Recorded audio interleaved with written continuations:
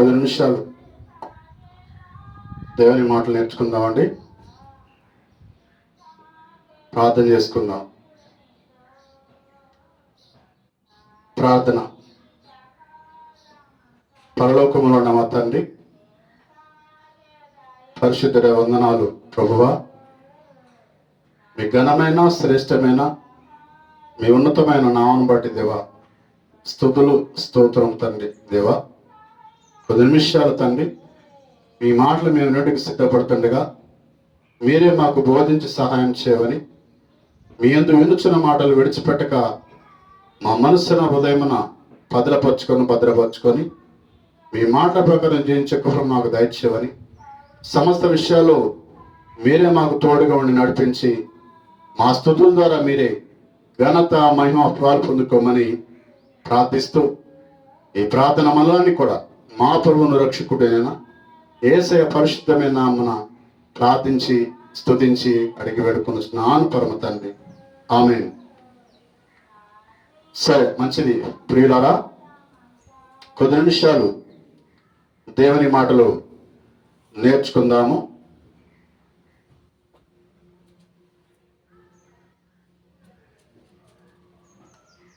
ఈ లోకంలో మనం జీవించడానికి దేవుడు ఒక క్రమాన్ని పెట్టి ఉన్నాడు. అంటే క్రమబద్ధీకరమైనటువంటి జీవితాన్ని కలిగి జీవించాలని, అలాగ జీవించినప్పుడే మన యొక్క జీవితానికి సార్థకత ఉంటుంది. అలాగే జీవించినప్పుడే మన జీవితంలో అభివృద్ధి ఉంటుంది. అలా జీవించినప్పుడే మన జీవితం ఫలభరితంగా ఉండి అనేకులకి దీవెనకరంగా మాదిరికరంగా ఉండే అవకాశం ఉంటుంది కదా. అంటే క్రమం ఉన్నది, అక్రమంగా జీవించడానికి మనం లేదు. ఎందుకంటే దేవుడు ఒక క్రమాన్ని పెట్టిండు కదా. దేవుడు ఒక క్రమాన్ని పెట్టిండు. ఆ క్రమ ప్రకారం మనం జీవించినట్లయితే మనము ఫలించి అనేకులకి ఫలిభరితంగా ఉంటామంట మనం కదా. అంటే దేవుడు ఉన్నాడు అనడానికి ఆధారాలు చాలా ఉన్నాయి కదా. దేవుడు ఉండటానికి ఈ సృష్టి ఒక ఆధారంగా ఉన్నది, ఒక మనుష్యుడు ఆధారంగా ఉన్నది. అలాగే దేవుడు పెట్టినటువంటి కాలమానం కూడా ఒక ఆధారంగా ఉన్నది కదా. అంటే క్రమబద్ధీకరణ, ఎవరైతే క్రమశిక్షణ కలిగి వారి యొక్క జీవితాలను కొనసాగింపు చేసుకుంటారో వారి జీవితాలు అద్భుతంగా ఉంటాయి చాలా కదా. ఎవరైతే తనకు తానుగా క్రమశిక్షణ కలిగి కుటుంబాన్ని కూడా క్రమశిక్షణగా నడిపించి, అలాగే సంఘాన్ని కూడా క్రమశిక్షణగా నడిపిస్తే ఆ వ్యక్తి కానీ, ఆ కుటుంబం కానీ, ఆ సంఘం కానీ, లేకపోతే ఆ సమాజం కానీ చాలా ఉన్నతంగా ఉంటుందంట. ఎలా ఉంటుంది? చాలా ఉన్నతంగా ఉంటుందంట. కాబట్టి దేవుడు ఒక క్రమాన్ని పెట్టిండు కదా. ఆ క్రమాన్ని పెట్టినప్పుడు ఆ క్రమంలో జీవించాలా మనం కదా. జీవించాలా వద్దా? జీవించాలి. జీవించకపోతే ఏమైంది? అక్రమం అయింది. జీవించకపోతే ఏమైంది? అక్రమం అయింది. అక్రమం చేయవాడు వర్ధిల్లినట్టుగా, లేకపోతే అభివృద్ధి చెందినట్టుగా, లేకపోతే దీవించబడ్డట్టుగా, లేకపోతే అనేకులకి మాదిరికరంగా లేక ఆశ్చర్యకరంగా ఉన్నట్టు మనం ఎక్కడ కూడా చూడలేం. బైబిల్లో చూసి ఉన్నామా? లేదు. ఎవరైతే ఒక క్రమశిక్షణ కలిగి తన జీవితాన్ని క్రమంగా వాక్యం చేత కట్టుకున్నారో వారే వర్ధిల్లినట్టుగా మనం లేఖనాలు చూస్తుంటాం కదా. అంటే ఈ కాలం అనేది కూడా, కాలమానం కూడా మనకి క్రమం నేర్పుతుండదు కదా. ఇప్పుడు సూర్యుడు ఉదయం వస్తాడు, సాయంత్రం కాగానే వెళ్ళిపోతాడు, అంటే అది ఒక క్రమం కదా. చంద్రుడు రాత్రికాలం వస్తాడు, ఉదయకాలం సమయం రాకముందే, ఉదయం కాకముందే ఆయన వెళ్ళిపోతాడు కదా. అంటే అదొక క్రమం కదా. అంటే సూర్యుడు ఒక క్రమంగా పనిచేస్తుండు, చంద్రుడు ఒక క్రమంగా పనిచేస్తుంది. అలాగే పగులు కూడా ఒక క్రమంగా పనిచేస్తుంది, రాత్రి కూడా ఒక క్రమంగా పనిచేస్తుంది. అంటే దేవుడు సృష్టించినటువంటి సృష్టి కూడా క్రమంగా పనిచేస్తుంది. అలాగే దేవుడు నియమించినటువంటి ఆ కాలాలు ఏవైతున్నాయో, కాలమాన గమనాలు, అవి కూడా క్రమంగా పనిచేస్తున్నాయంట కదా. పనిచేస్తున్నాయి కాబట్టికే ఈ ఋతువులు అనేవి సక్రమంగా జరుగుతున్నప్పుడే మనకి పండగలు కానీ కదా, ఇంకా పుష్కరాలు కానీ కదా, ఉత్సవాలు కానీ కదా, ఇలాగా రకరకాలుగా మనం పండగల్ని ఆచరిస్తూ ఉత్సవాలు చేసుకుంటూ కదా ఉత్సాహంగా మన జీవితాల్ని ముందుకు తీసుకెళ్ళిపోతుంటాం. కాబట్టి మానవ జీవితానికి క్రమం ఉన్నది, ఈ సృష్టికి క్రమం ఉన్నది, కాలానికి కూడా క్రమం ఉన్నది. కాబట్టి దేవుడు ఏదైతే నియమించిండో ఆ కాలమాన ప్రకారం సృష్టి తాను చేసుకుంటూ పోతుందంట కదా. సరే, సామెతల గ్రంథము 26వ అధ్యాయము 1వ వచనం చూసుకుందాం. సామెతల గ్రంథము 26వ అధ్యాయం 1వ వచనం. ఎండాకాలమునకు మంచు గిట్టదు, కోతకాలమునకు వర్షము గిట్టదు కదా. ఎండాకాలమునకు మంచు గిట్టదు, కోతకాలమునకు వర్షము గిట్టదు కదా. అంటే ఎండాకాలము ఇప్పుడు ఎండ కొట్టాలి కదా, ఎండాకాలం కాబట్టి ఎండ కొట్టాలి. ఎండ కొడితేనే మంచిది కదా. ఎండాకాలం కాబట్టి ఎండ కొడితే కదా, దాన్ని కాలమాన ప్రకారం దేవుడు నియమించిన ప్రకారం తన పని తాను చేసుకుంటూ ముందుకు పోతున్నట్టు లెక్కది కదా. అట్లా కాకుండా ఎండాకాలంలో కదా వర్షం పడితే ఎలా ఉంటుంది? ఎలా ఉంటుంది? ఎండాకాలంలో వర్షం పడితే ఎలా ఉంటుంది? వింతగా ఉంటుంది. ఎలా ఉంటుంది? వింతగా ఉంటుంది. కాబట్టి ఎండాకాలంలో ఎండే కొట్టాలి. ఎండాకాలంలో ఎండ కొడితే ఒక క్రమం కదా. వర్షాకాలంలో వర్షం పడితే ఒక క్రమం, చలికాలంలో చలి పుడితే ఒక క్రమం. కానీ ఎండాకాలం వర్షపడ్డా, వర్షాకాలంలో మంచు కురిసినా కదా, మరి ఇలాగా కొద్దిగా క్రమం తప్పి కాలమానం పనిచేసిందనుకో ఏమైపోద్ది? మన జీవన స్థితిగతులు మారిపోతాయి కదా. మన జీవన స్థితిగతులు మారిపోతాయి. అలా మారిపోతే మన బ్రతుకులు ఏమైతే అంటే చిన్న భిన్నం అయిపోతాయి. ఏమైతే? చిన్న భిన్నం అయితే. కాబట్టి ఎండాకాలంలో ఎండగొట్టాలి కదా, వర్షాకాలంలో వర్షం రావాలి కదా, చలికాలంలో చలి రావాలి కదా. అట్లయితే అది క్రమంగా క్రమబద్ధీకరణగా కాలానికి అనుగుణంగా దేవుడు నియమించిన ప్రకారం ఒక నిబంధనగా జరుగుతున్నట్టుగా మనం ఒక సూచనగా చూస్తుంటాం కదా. చాలా మంది బుద్ధిహీనులు ఏం చేస్తారంటే దేవుడు లేడు, ఎవరు లేరంట, దేవుడు లేడంట, బుద్ధిహీనంగా మాట్లాడుతుంటారు కదా. చాలా మంది దేవుడు లేడని బుద్ధిహీనంగా మాట్లాడతారు కదా. దేవుడు ఉన్నాడు లేడు నీకు ఆధారం ఏంటంటే సృష్టిని ఒకసారి పరిశీలన చేస్తే నీకు అగపడిద్ది, నీ మనసుకి అర్థమైద్ది. అలాగనే దేవుడు నియమించినటువంటి ఒక క్రమం ఉంది. కాలానికి అనుగుణంగా ఋతువులు మారిపోతుంటాయి కదా. రోజులు గడిచిపోతుంటాయి, వారాలు గడిచిపోతుంటాయి కదా, మాసాలు మారిపోతుంటాయి, సంవత్సరాలు గడిచిపోతుంటాయి.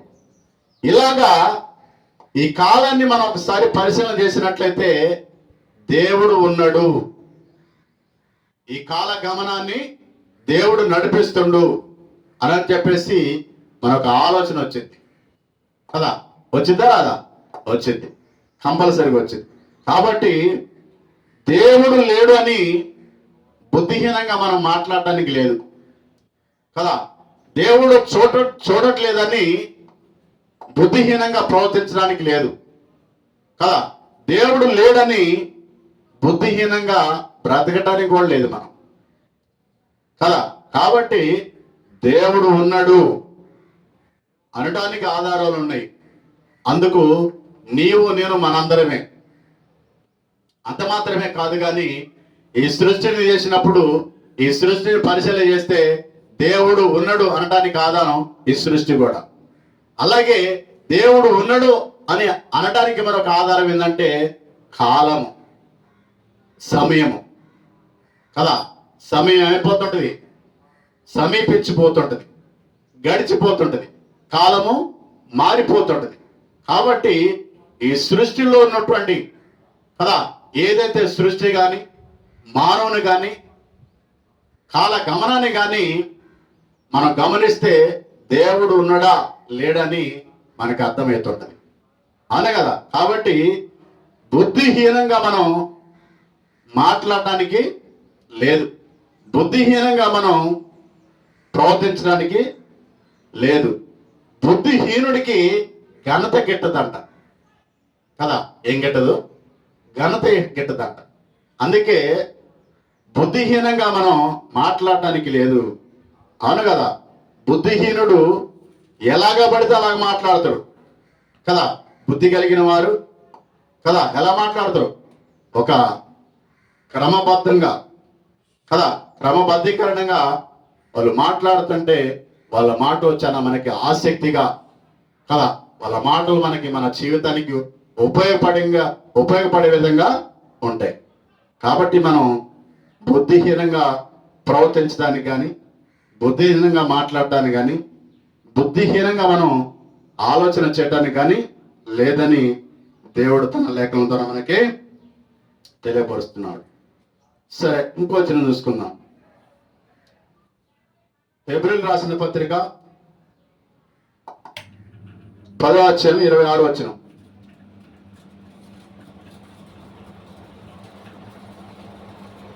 హెబ్రీ పత్రిక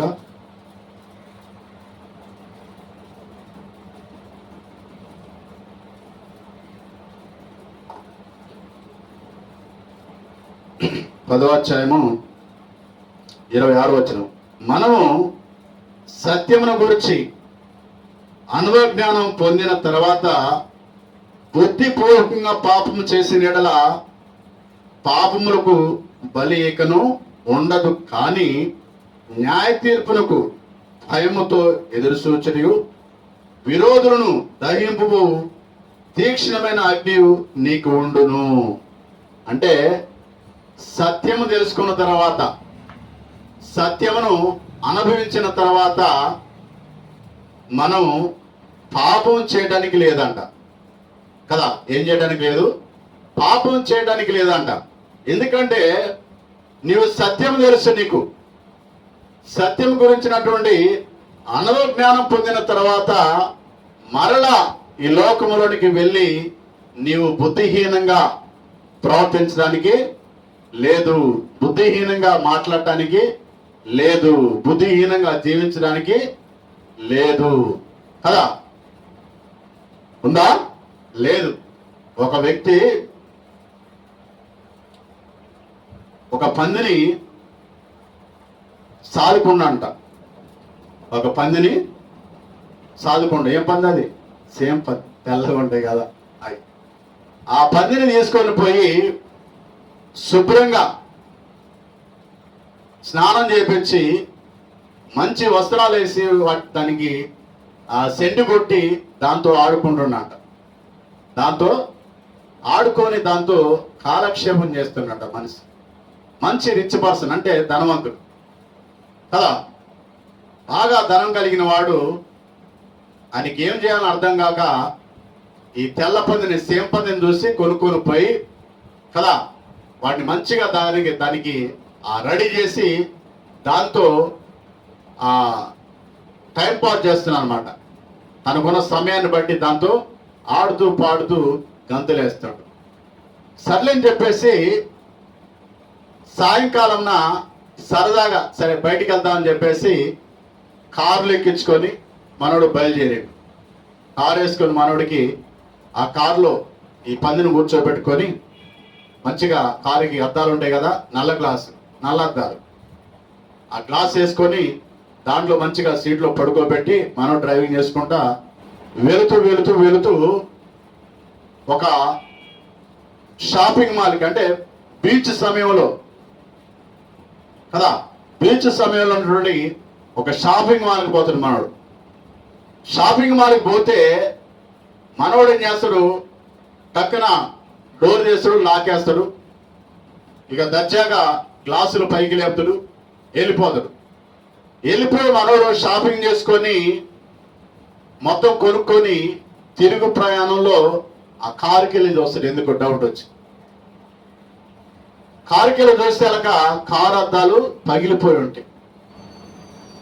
పగిలిపోయి ఉండేసరికల్లా మనోడు గుండె హక్కున అంటది, అయ్యో ఏం జరిగింది, నేను పక్కకే పెట్టిన కదా కారుని, పార్కింగ్ ప్లేసుల్ని పెట్టిన కదా, ఏం జరిగి ఉంటుంది, ఏం దగ్గర ఉంటుంది, ఏమై ఉంటుంది అని చెప్పేసి ఆందోళనతో టెన్షన్తో బరా ఆ షాపింగ్ చేసినటువంటి ఆ వస్తువులు ఏవైతున్నాయో ఆ వస్తువులు పట్టుకొని వచ్చి ఆ డోర్ ఓపెన్ చేసి ఆ కారులో ఆ వస్తువులను పెట్టి ఇటువైపు చూసేసరికల్లా గ్లాసులు పగిలిపోయింది. కింది చూసేసరికల్లా సీట్లు చూస్తే పంది లేదు. ఏం లేదు, పంది లేదు. అంటే ఎంతో ముచ్చటగా పడి కదా మురిపంగా పందిని కొనుక్కోండు, ముచ్చటపడి మురిపంగా పందిని కొనుక్కోండు కదా. పందిని కొనుక్కొని దాన్ని తీసుకుపోయి మంచిగా స్నానం చేపించి బట్టలు తొడిగించి సెంటు కొట్టి కదా దాన్ని షికారికి తీసుకొని వచ్చి కదా కారు పార్కింగ్ చేసి మనోడు షాపింగ్ చేసి బయటికి వచ్చేసరికి ఏం జరిగింది ఆ పని ఏం చేసిందంటే ఆ గ్లాసులో చూస్తే అవతల పందులు మేస్తూ తిరుగుతూ ఆ బురదలో పొరలాడుతున్నాయి. ఎక్కడ పొరలాడుతున్నాయి? బురదలో పొరలాడుతున్నాయి. ఎప్పుడైతే అటువైపు చూసిందో, ఎప్పుడైతే తన ఫ్రెండ్స్ కనపడరో, ఎప్పుడైతే బురద కనపడదో అది ఎమ్మటే ఏం చేసింది, బాగా గట్టిగా ఒక గుద్దేలకేమైంది, గ్లాస్ పగిలిపోయింది కదా. దూకి అదాట్న కదా ఉన్న పాటున ఉలిక్కి పాటున కదా దూకి గట్టిగా గుద్దేసరి గ్లాస్ పగిలితే దూకిపోయి ఏం చేస్తుంది, దాంట్లో ఎక్కడైతే బురద ఉన్నదో ఆ బురదలో పొరలాడుతుంది కదా. ఆ బురదలో పొరలాడుతుంటే ఆ యజమాని ఆ పందిని చూసి చాలా బాధపడతాడు కదా, చాలా బాధపడుతుండో, చాలా దుఃఖపడుతుండో. ఎందుకు? దాని స్వభావాన్ని అది మర్చిపోలేదు కదా, దాని స్వభావాన్ని అది మర్చిపోలేదు. మనిషి కూడా అంతే. నీవు దేవుని ఎరిగిన తర్వాత, దేవుని గురించి తెలుసుకున్న తర్వాత, దేవుని యొక్క సత్యము గురించి అనుజ్ఞానం పొందిన తర్వాత నీవు మరలా లోకంలోనికి పోయి బుద్ధిహీనంగా ప్రవర్తించడానికి లేదు, బుద్ధిహీనంగా నీవు ఉండటానికి లేదు. ఉందా? లేదు. కాబట్టి నువ్వేం చేయకూడదు? ఏం చేయకూడదమ్మా? బుద్ధిహీనంగా నువ్వు ప్రవర్తించడానికి లేదు. మనము సత్యం గురించి అనుజ్ఞానం పొందిన తర్వాత బుద్ధిపూర్వకంగా పాపం చేసిన యెడల పాపములకు బలి ఇంకనూ ఉండదు, కానీ న్యాయ తీర్పునకు భయముతో ఎదురు చూచు విరోధులకు దహింపు తీక్ష్ణమైన అగ్ని నీకు ఉండెను. అంటే నీవు దేవుణ్ణి నమ్ముకొని సత్యము నెరిగి సత్యము గురించి అనుజ్ఞానం పొందిన తర్వాత కూడా మరలో నువ్వు లోకంలోకి పోయి బుద్ధిహీనంగా ప్రవర్తించి పాపం చేస్తానంటే నీకోసం ఏముంది? ఏముందాము? నీకోసం అగ్నిగుండం ఎదురు చూస్తుంది నీకు కదా. నీకోసం అగ్నిగుండం ఎదురు చూస్తుంది. కాబట్టి నువ్వు బుద్ధిహీనంగా ప్రవర్తించడానికి లేదు కదా. బుద్ధిహీనుడు ఏం చేస్తాడంట? దేవుడు లేడు అంటాడంట కదా. బుద్ధిహీనుడు ఏం చేస్తాడు? దేవుడు లేడు అంటాడు. ఇక్కడ ఈ బుద్ధిహీనుడు ఏం చేస్తాడంటే సత్యం గురించి అనుజ్ఞానం పొందిన తర్వాత కూడా మరలా లోకంలోనికి పోయి బుద్ధిహీనత చొప్పున ఏం చేస్తాడు? పాపములు పడి తత్ఫలితంగా ఎక్కడికి వెళ్ళిపోతుండు? నరకాగ్నిలోనికి వెళ్ళిపోతుండు కదా. కాబట్టి తస్మత్ జాగ్రత్త, తస్మత్ జాగ్రత్త అంటే నువ్వు చాలా జాగ్రత్తగా ఉండాలని దేవుడు తన లేఖల ద్వారా మనకి తెలియపరుస్తున్నాడు కదా. ఇంకో వచనం చూసుకుందాం. అపోస్తుల కార్యము 17వ అధ్యాయము 24వ వచనం. అపోస్తుల కార్యము 17వ అధ్యాయము 24వ వచనం.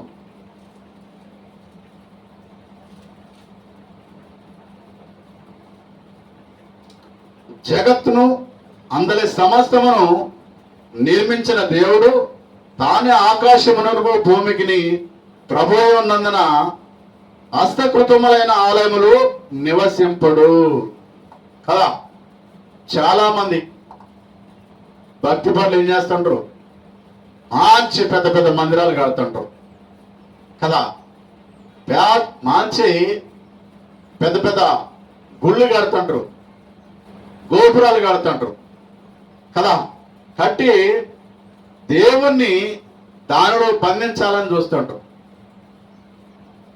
దేవుణ్ణి ఆ గుడిలో కదా, లేకపోతే ఆ యొక్క మందిరాలలో, ఆ గోపురాలలో దేవుణ్ణి బంధించాలని చూస్తుంటారు కదా. దేవుడు హస్తకృతమైనటువంటి ఆలయంలో నివసింపుడని ఆయన చెప్తుండు కదా. ఎందుకంటే భూమి నాది, ఆకాశము కూడా నాది అంటాడు కదా.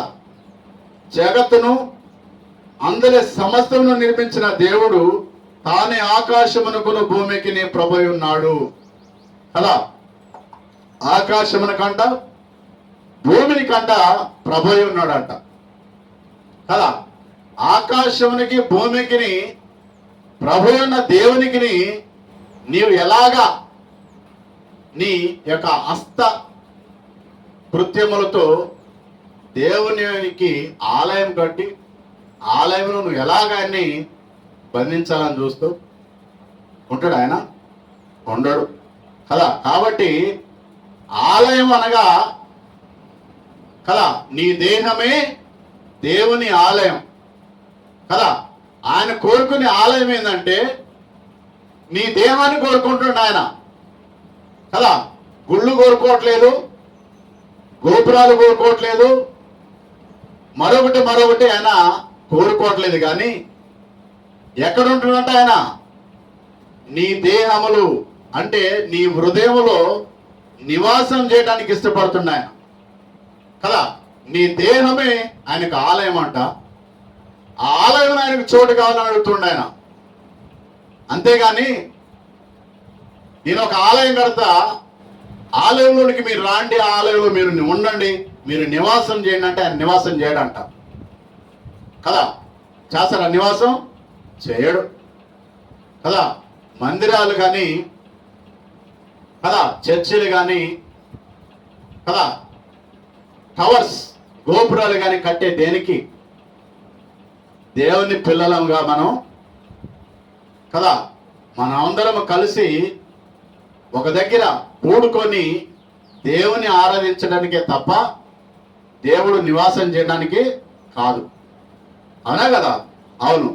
నువ్వెంత పెద్ద గోపురం కట్టినా, నువ్వెంత మందిరం కట్టినా, నువ్వు ఎలాంటి చర్చి బిల్డింగ్ కట్టినా దానిలో ఆయన ఉండడా? ఉండడు.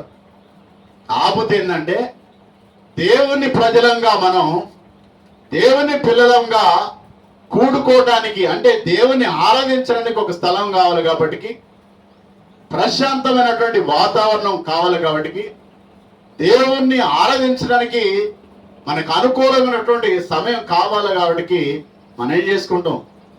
మందిరం కానీ, చర్చి కానీ, గోపురాలు కానీ కట్టుకుంటాం కదా. కాబట్టి ఆయన ఏం కోరుకుంటున్నాడంటే, మందిరం వద్దు నాకు, చర్చిలు కూడా వద్దు, గోపురాలు వద్దు, కానీ నీ దేహములో, నీ హృదయములో నాకు స్థానం కావాలని కోరుకుంటున్నాడు కదా. అవునా కదా? అవును. అందుకే నీ దేహమే దేవుని ఆలయం అంట కదా. ఒక క్రమం పెట్టిండు దేవుడు. ఏమని? హస్తకృతమైన ఆలయంలో దేవుడు నివసిస్తాడా? నివసింపడు ఆయన.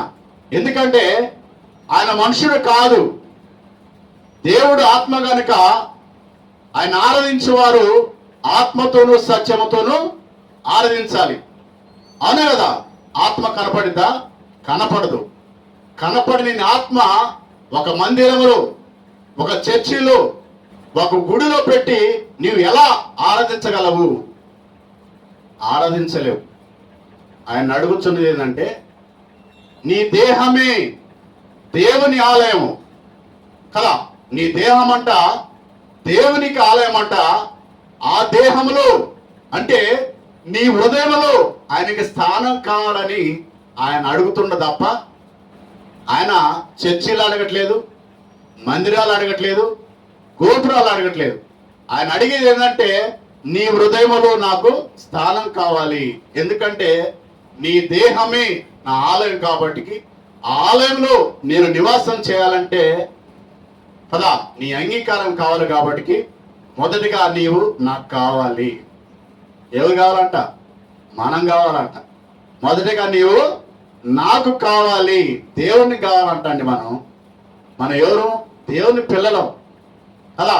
ఆయన సొత్తైన ప్రజలం, వెల చెల్లించి కదా, వెలబెట్టి కొనబడిన వారా మనం కదా.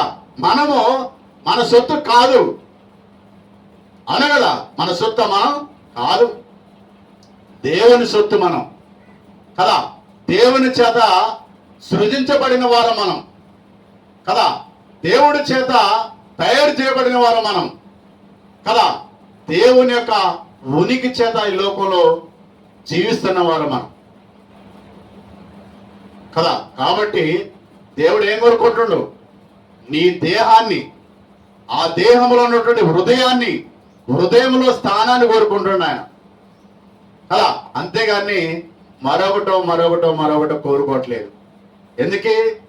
హస్తకృతమైన ఆలయంలో దేవుడు నివాసం చేయడంట అలా. అంటే మనుషుల చేత నిర్మించబడినటువంటి దేవాలయాలు కానీ, మందిరాలు కానీ, గోపురాలు కానీ నివాసం చేస్తాడు చేయడు. మరి ఎందుకే చర్చిలు అంటారా? చర్చిలు కానీ, మందిరాలు కానీ, గోపురాలు కానీ దేవుని ప్రజలంగా, దేవుని పిల్లలంగా ఆయన పాదాల చెంత చేరి ఆయన ఆరాధించదగిన తప్ప ఆయన ఆ చర్చిలలో కానీ, ఆ మందిరాల్లో కానీ, ఆ గోపురాల్లో కానీ ఉండేవాడు కాదు. ఎందుకంటే నీ దేహమే దేవుని ఆలయం అంట కదా. నీ దేహమని ఆలయంలో నివాసం చేయాలని ఆయన కోరుకుంటుండు కదా. కాబట్టి మనం ఏం చేయాలి?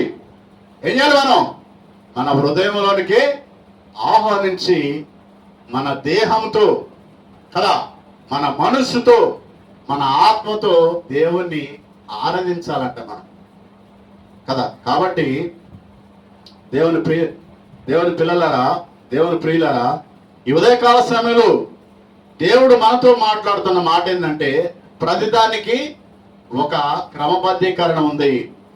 ఉందా లేదా? ఉంది. ప్రార్థన చేయడానికి క్రమబద్ధీకరణ ఉంది, పాటలు పాడటానికి క్రమబద్ధీకరణ ఉంది, వాక్యం చదవడానికి క్రమబద్ధీకరణ ఉంది, వాక్యం చెప్పడానికి క్రమబద్ధీకరణ ఉంది.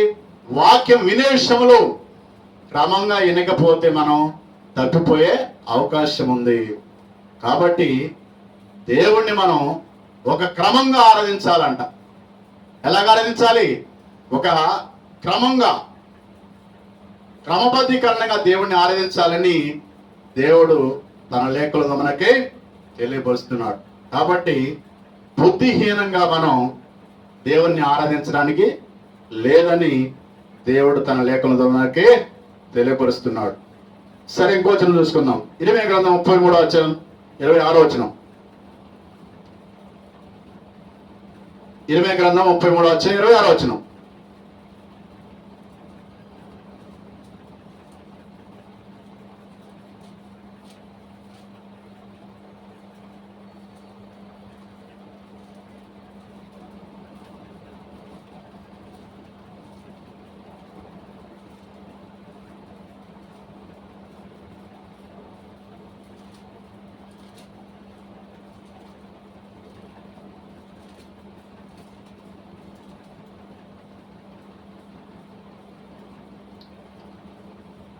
భూమి ఆకాశముల గురించిన విధులు నియమించేవాడు నేనే కదా. అంటే భూమిని ఆకాశాన్ని నిర్మించిన వాడు ఎవరు? దేవుడే కదా. భూమిని ఆకాశమును చూసినప్పుడు కదా, దేవుని యొక్క నోటి మాట చేత కలుగును కాక అంటే కలిగి ఉన్నది. ఏంటది కలిగి ఉన్నది? భూమిని, ఆకాశమును, సూర్యుడు, చంద్రుడు, నక్షత్రాలు, జలరాశులు, సముద్రాలు, నదులు, కాలువలు, పిల్లకాలువలు అలా ఇలాగా అన్ని కూడా ఎలాగ కలిగి ఉన్నంట? దేవుడు కలుగును కాకంటే కలిగి ఉన్నదంట. కలిగి ఉన్నది ఏది కూడా ఆయన లేకుండా కలగలేదంట. అలా అంటే సృష్టిని తయారు చేసిన వాడు ఎవరు? దేవుడే కదా. ఈ సృష్టిని తయారు చేసినటువంటి దేవుణ్ణి నీ కళ్ళతో నువ్వు చూడలేక దేవుడు లేడు అని బుద్ధిహీనంగా నువ్వు ఎలాగ మాట్లాడగలుగుతావు? నువ్వు ఎలాగా చెప్పగలుగుతావు కదా. ఒకసారి మనం ఆలోచన చేయాలని దేవుడు తన లేఖల ద్వారా మనకి తెలియపరుస్తున్నాడు కదా. దేవుడు లేడని మనం బుద్ధిహీనంగా మాట్లాడటానికి లేదు. ఉందా? లేదు. ఎందుకంటే ఆదియందు దేవుడు భూమి ఆకాశమును సృజించినంట. ఆయన భూమిని ఆకాశాన్ని సృజించిన వాడు ఆయనే కదా. అలాంటి ఉన్నతమైనటువంటి కదా స్థానంలో ఉన్నటువంటి, పరలోకంలో ఉన్నటువంటి, పరమున ఉన్నటువంటి ఆ దేవాది దేవుణ్ణి నీ కళ్ళతో నువ్వు చూడలేక, ఆయన మాటలు వినలేక, ఆయన మనసు అర్థం కాక నీవు ఇష్టానుసారంగా మాట్లాడితే దేవుడు ఊరుకునేవాడు కాడు. కాబట్టి దేవుడు లేడు అని మనం బుద్ధిహీనంగా మాట్లాడటానికి ఉందా? లేదు. ఇంకో చూసుకుందాం. కీర్తన గ్రంథం 148వ అధ్యాయము 6 నుంచి 13 వచ్చిన వరకు చూసుకుందాం.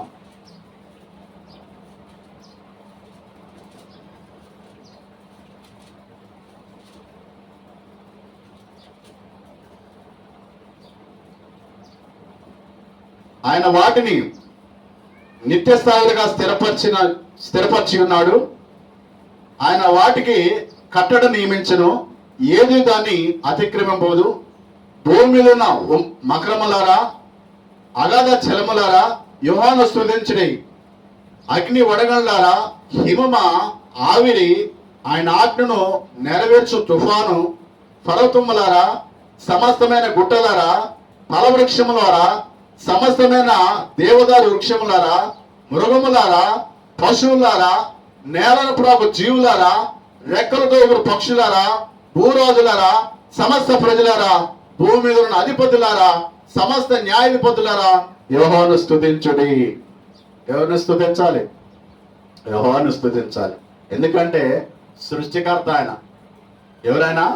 సృష్టికర్త. నిన్ను నన్ను మనందరిని కూడా సృజించిన వాడు, అంటే తన యొక్క సుహస్తాల చేత తయారు చేసిన వాడు కదా. కాబట్టి మనము ఎవరిని స్తుతించాలి? దేవాది దేవుని స్తుతించాలి కదా. అంతేగాని మరొకటి స్తుతించడానికి లేదు. ఉందా? లేదు. సరే, ఇంకో వచనం చూసుకుందాం. ఆదికాండము 8వ అధ్యాయం 22వ వచనం.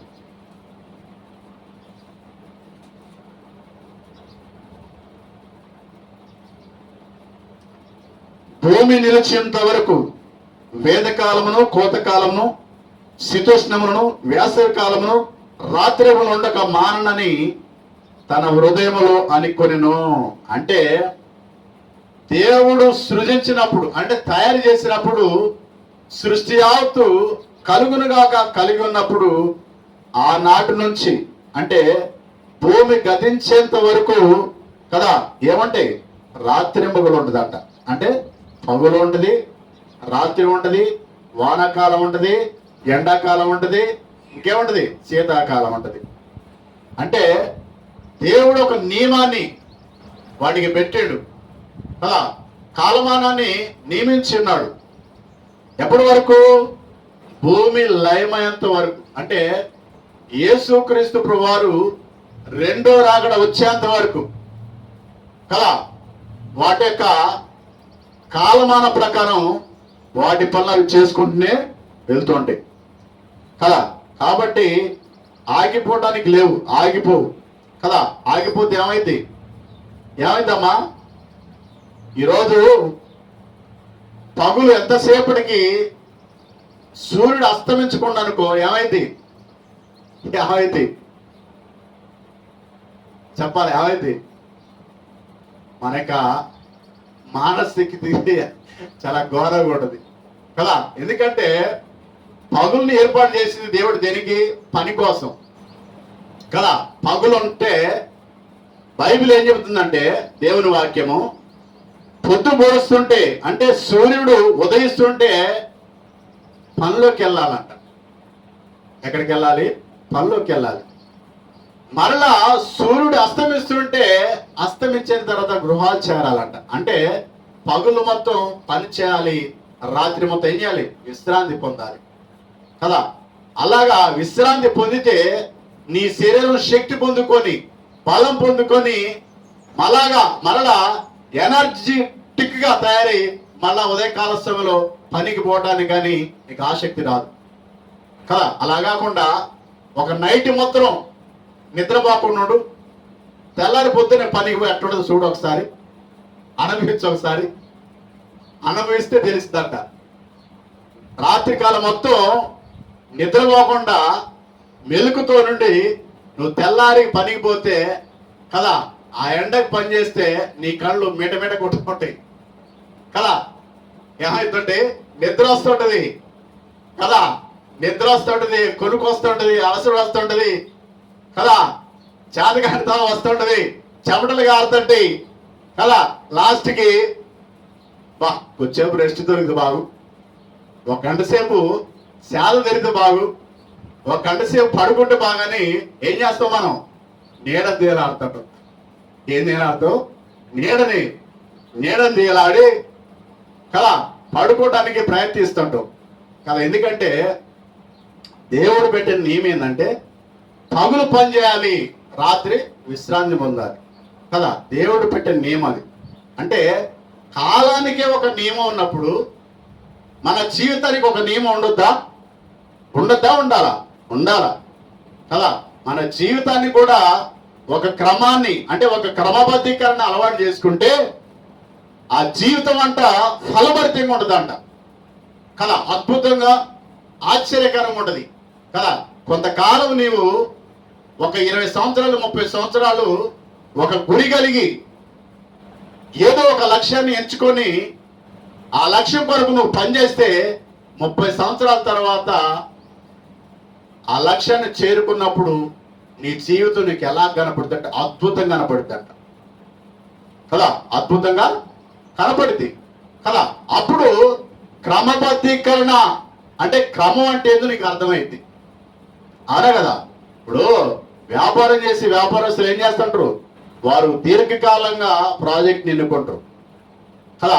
దీర్ఘకాలమైనటువంటి ప్రాజెక్టులు పెట్టుకొని ఆ క్రమంలో పనిచేస్తున్నప్పుడు వారు ఎంతైతే రీచ్ కావాలనుకుంటారో ఆ రీచ్ని చేరుకోవడానికి ఈ కాలక్రమేణా దినదిన వాళ్ళు పనిచేసుకుంటూ పోతుంటారు కదా. కాబట్టి ప్రతి మనిషికి ఒక క్రమం అనేది ఉండాలి కదా. తినేదానికి క్రమం ఉండాలి, తాగేదానికి క్రమం ఉండాలి, మాట్లాడడానికి క్రమం ఉండాలి, జీవన విధానం జీవించడానికి క్రమం ఉండాలి. అలాగా నువ్వు క్రమంగా ఉన్నప్పుడు నువ్వేమవుతావు అంటే వర్ధిల్లుతూ కదా, నువ్వేమవుతావు వర్ధిల్లుతూ. క్రమం లేకుండా నీవు ఇష్టానుసారంగా జీవిస్తే, నీవు ఇష్టానుసారంగా బ్రతికితే లాస్ట్కి నీ జీవితంలో నీవు సాధించింది ఏంటంటే జీరో. ఏముంటుంది? జీరో కదా. అప్పుడు మన జీవితం మనకి అసహ్యం అనిపించింది కదా. దేవుడు ఇన్ని సంవత్సరాలు మనల్ని ప్రేమించి మనకింత కాలమానం ఇస్తే మనము మన పిల్లల కొరకు మనం ఏమి చేయలేకపోయినవే, మన కొరకు మనం ఏమి సమకూర్చుకోలేకపోయినవే, సమాజానికి ఏమి చేయలేకపోయినమే, సంఘానికి ఏమి చేయలేకపోయినమే, కనీసం దేవునికి ఏమి చేయలేకపోయినమే, దేవుని మాటలు నలుగురికి చెప్పలేకపోయినని చెప్పేసి మనం బాధపడే రోజు వస్తుంది కదా, పశ్చాత్తాపపడే రోజు తప్పకుండా వస్తుంది కదా. కాబట్టి ఒక క్రమం ఉండాలి మన జీవితానికి. ఈ క్రైస్తవ జీవితానికి ఒక క్రమశిక్షణ ఉండాలి కదా. ఈ జీవితానికి ఒక క్రమశిక్షణ ఉన్నప్పుడే మన జీవితంలో మనం అభివృద్ధిని చూస్తుంటాం, ఆశీర్వాదాన్ని చూస్తుంటాం, దీవెన చూస్తుంటాం, కృపను చూస్తుంటాం కదా. క్రమం లేకుండా, క్రమబద్ధీకరణ లేకుండా మన ఇష్టానుసారంగా మన జీవితాన్ని కొనసాగింప చేసుకుంటే చివరికి సంఘానికి, సమాజానికి, దేవునికి, మన కుటుంబానికి మనకి పనికి రాకుండా పోతాం కదా. దేనికి పనికి రాకుండా పోతాం. లాస్ట్కి ఎవడా వీడంటే పనికి మాలిన వాడు. ఎవడీడు? పనికి మాలిన వాడు, పనికి రానివాడని వ్యర్థులుగా ఎంచే అవకాశం ఉంటుంది అవును కదా. కాబట్టి మన జీవితాన్ని ఒక క్రమబద్ధీకరణ పద్ధతిలో నడుపుకోవాలి కదా. అలాగ నడుపుకున్నప్పుడే ఆ జీవితానికి సార్థకత ఉంటుందట కదా. ఆ జీవితానికి సార్థకత ఉంటుంది. సరే, చివరి వచనం చూసుకుందాం. అపోస్తుల కార్యములు 14:10.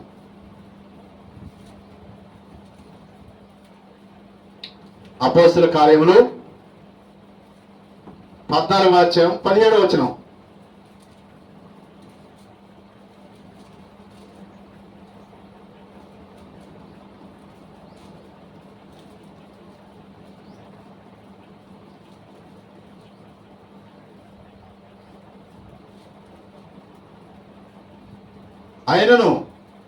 ఆయన ఆకాశము నుండి మీకు వర్షమును ఫలవంతములైన ఋతులను దయచేయచ్చు, ఆహారమును అనుగ్రహించు, ఉల్లాసంతో మీ హృదయంలో నింపుచు, మేలు చేయడం చేత తన గురించి సాక్ష్యం లేకుండా చేయలేదని బిగ్గరగా చెప్పిరి.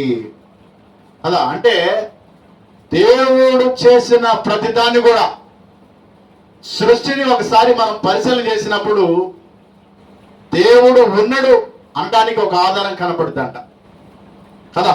ఇప్పుడు వర్షం ఎక్కడి నుంచి వస్తుంది? ఆకాశం నుండి కదా. ఆకాశం నుండి వర్షం వస్తుంటది కదా. ఆ వర్షం కురవకపోతే మనకి పంటలు పండే అవకాశం ఉందా? లేదు. నదులు నిండే అవకాశం ఉందా? లేదు. ప్రాజెక్టులు నిండే అవకాశం ఉందా? లేదు. తాగడానికి నీరు దొరుకుతుందా? లేదు కదా. అంటే దేవుడు ఒకసారి వర్షం కురిపోకుండా కొంతకాలాన్ని బిగబడితే కదా, అప్పుడు ఆయన ఎవరు అర్థమైంది కదా. అప్పుడు ఆయన ఎవరు అర్థమైంది కదా. అలా కాకుండా ఆయన ఏం చేస్తుండంటే కాలానికి అనుగుణంగా కదా, కాలానికి అనుగుణంగా తాను పని తాను చేసుకుంటూ పోతుండు కదా. వర్షాకాలం వర్షాలు వస్తున్నాయి, ఎండాకాలం ఎండలు కొడుతున్నాయి, చలికాలం చలి పుడుతుంది కదా.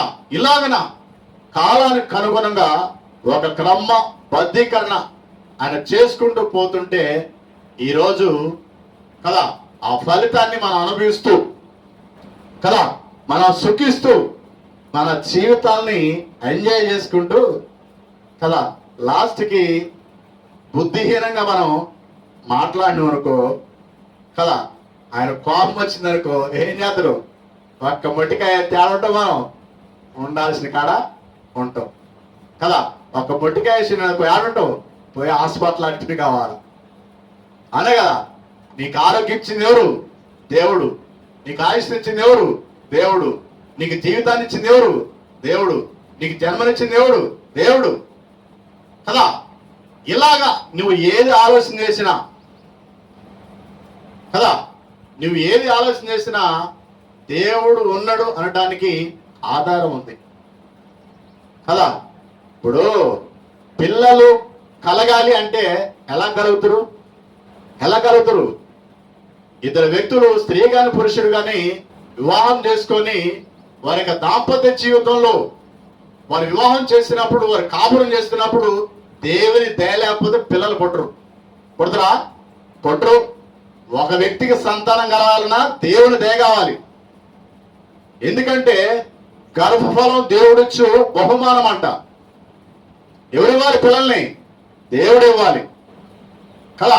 కానీ మనం బుద్ధిహీనంగా మనం సంపాదించుకోవాలంటే మన వల్ల కాదు అది. ఎందుకంటే దేవుడు ఇచ్చే గిఫ్ట్ అది కదా.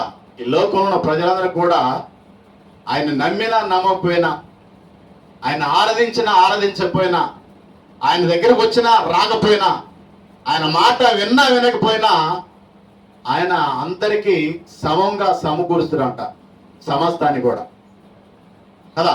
అంటే అంత గొప్ప దేవుడు ఆయన, అంత మంచి దేవుడు ఆయన కదా. ఆ దేవుడిని మనం ఎరగకుండా, ఈ సృష్టిని మనం పరిచయం చేయకుండా దేవుడు లేడు అని అంటే దానంత బుద్ధిహీనత మరొకటి ఉండదు. ఉంటుందా? ఉండదు. కాబట్టి దేవుడు ఉన్నాడు అనడానికి ఆధారం ఏంటంటే నీవు నేను మనందరమే. దేవుడు ఉన్నాడు అనడానికి ఆధారం ఏంటంటే ఈ సృష్టి. దేవుడు ఉన్నాడు అని ఆధారం ఏంటంటే ఈ కాలము, సమయంలో సూచికలే కదా. దినాలు గడిచిపోతున్నాయి, వారాలు గడిచిపోతున్నాయి, నెలలు గడిచిపోతున్నాయి, సంవత్సరాలు గడిచిపోతున్నాయి. ఒకని ఆయుష్ 70 లేదా 80 సంవత్సరాలు చెప్తుంది. అధిక బలం ఉన్న ఎడల 100 సంవత్సరాలు చెప్తుంది. అంతకు మించి ఉంటే అది దేవుని దయే. కాబట్టి దేవుని దయలో ప్రతి ఒక్కరు కూడా వర్ధిల్లాలని తెలియజేస్తూ ఈ మాటలు ముగిస్తున్నాను. మీ అందరికీ వందనాలు. ప్రార్థన చేసుకుందాం.